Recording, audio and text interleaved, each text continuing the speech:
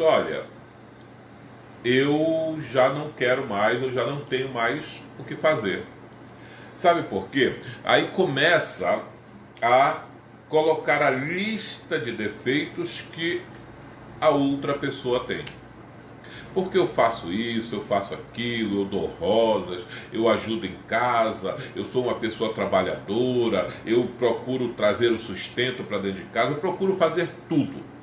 E no filme, ele ficou ao conversar, o marido ao conversar com o seu pai, ele dizia, mas ela é uma pessoa difícil de lidar. E aí a gente chegou nesse ponto interessante, quando ele diz, ela é uma pessoa difícil de lidar.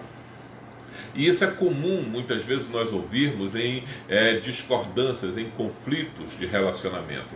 Quando uma das partes, ou as duas partes, elas fazem esta reclamação. Ela vira assim, ou ele vira e diz, olha, mas ele é uma pessoa muito difícil de lidar. Ela é uma pessoa muito difícil de lidar. E aí a gente vai conversar daqui a pouco sobre o que é essa história de difícil de lidar. O que é ser difícil de lidar?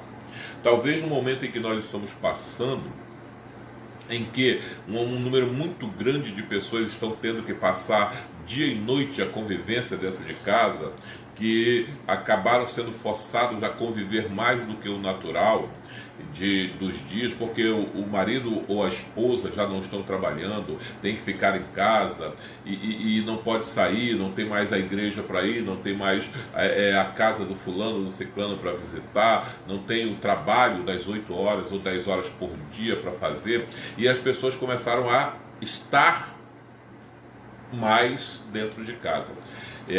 Eu ia utilizar o termo conviver, mas daqui a pouco eu digo para vocês por que eu não utilizei esse termo. Bem, e aí parece que quanto mais tempo uma passa com a outra, elas vão pegando e utilizando mais esse termo. Fulano, fulana, ela ou ele, ela é muito difícil de lidar. Ele é muito difícil de lidar. Num segundo momento, no primeiro momento ainda, em que ele conversa com o seu pai começa a conversar com ele. E a ideia ali era levá-lo a uma autorreflexão. Levá-lo a pensar um pouco naquilo que ele estava falando. Sabe, muitas vezes nós somos pessoas que trazemos conosco muitos conceitos, muitas ideias e muitas experiências do passado. E esses conceitos, essas ideias, essas experiências, nós levamos para quase todos os nossos relacionamentos. Levamos para os relacionamentos na igreja, levamos para os relacionamentos de amizade,